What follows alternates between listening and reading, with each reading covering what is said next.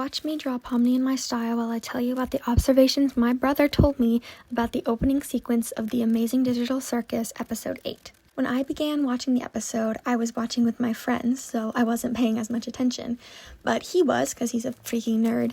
And he came into my room and he told me a couple of things about our little dots in the opening sequence. When the episode is just beginning, there's a red dot in the middle of the screen. We are going to refer to this as Kane, and you'll see why in a second. This dot then gets fed with some other dots, I suppose, and we're going to call this its input data. And then across the screen flashes images of the real world. This is the data that Kane is getting from the real world, and the dot, or Kane, begins to output very simple shapes.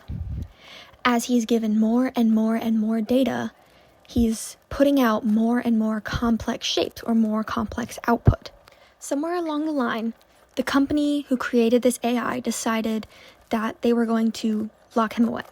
Whether it was they wanted to start something new from the groundwork they had laid with this Kane, or something had gone wrong, but they locked him away. This is shown by our little red dot being put into a box when a blue dot appears as well, and they begin to feed that blue dot more data.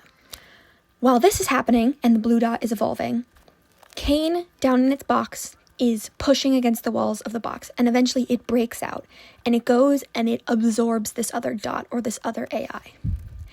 And it begins to put out more and more shapes until it creates the form of the circus.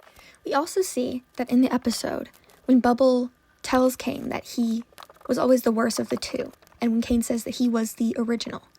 So obviously this other AI may have been more complex, or Bubble was just rage baiting, but something about that other AI or that situation was very triggering to Kane. He was very upset that maybe he was replaced.